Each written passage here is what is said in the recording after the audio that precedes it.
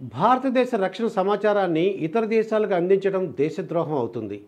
ఇదివరలో ఎందరో ఇటువంటి పనులు చేస్తూ దొరికిపోయి తీవ్రమైన శిక్షణ అనుభవించారు. డబ్బుకు ఆశపడి అమ్మాయిల ఎరలకు లొంగి కొందరు ఇదివరకు పట్టుబడ్డారు. తాజాగా మాస్కోలోని భారత రాయబారి కార్యాలయంలో పనిచేస్తున్న Pakistani inter services intelligence ISI గూఢచారి సత్యేంద్ర శివాల్ను ఉత్తరప్రదేశ్ ఉగ్రవాద నిరోధక దళం ఏటీఎస్ అరెస్ట్ చేసింది. సత్యేంద్ర శివాల్ 2021 నుండి రాయబారి కార్యాలయంలో పనిచేస్తున్నాడు.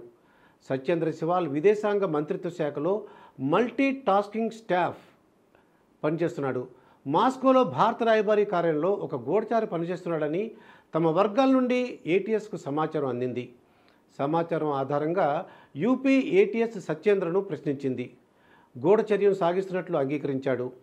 భారత సైన్యం గురించి, దాని దైనందిన కార్యక్రమాల గురించి సమాచారం రాబట్టేందుకే భారత ప్రభుత్వ అధికారులకు డబ్బు ఎరవేసినట్లు సత్యేంద్ర విచారణలో వెల్లడించాడు.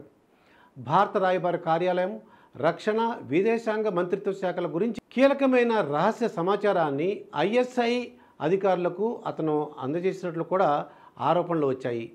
అతనిని మీరట్లో అరెస్ట్ చేశారు. సత్యేంద్ర అరెస్టు గురించి విదేశాంగ మంత్రిత్వ శాఖకు తెలుసునని, ఈ వ్యవహారంపై దర్యాప్తు చేస్తున్న అధికారులతో కలిసి మంత్రిత్వ శాఖ ముందుకు సాగుతున్నదని అధికార వర్గాలు చెప్పాయి. ఉత్తరప్రదేశ్లోని హాపూర్ జిల్లాకు చెందిన సత్యేందర్ మాస్కోలోని కార్యాలయంలో 2021 నుండి ఇండియా బేస్డ్ సెక్యూరిటీ అసిస్టెంట్గా బాధ్యతలు నిర్వహిస్తున్నాడు. పాక్ గూఢచర్య నెట్వర్క్లో అతను కీలక వ్యక్తిని అధికారులు చెబుతున్నారు. తన హోదాను అడ్డం పెట్టుకుని ముఖ్య పత్రాలను సంపాదించాడు. వీటిలో రక్షణ, విదేశాంగ శాఖ నిర్ణయాలు, సైన్యం రోజువారీ కదలికలు వంటి వివరాలున్నాయి. వీటి సమాచారాన్ని పాక్లోని ఐఎస్ఐ ప్రతినిధులకు చేర్చినట్లు సత్యేందర్ విచారణలో ఒప్పుకున్నాడు. అతను పాకిస్తాన్కి గూఢచారం చేసినట్లు అంగీకరించాడు.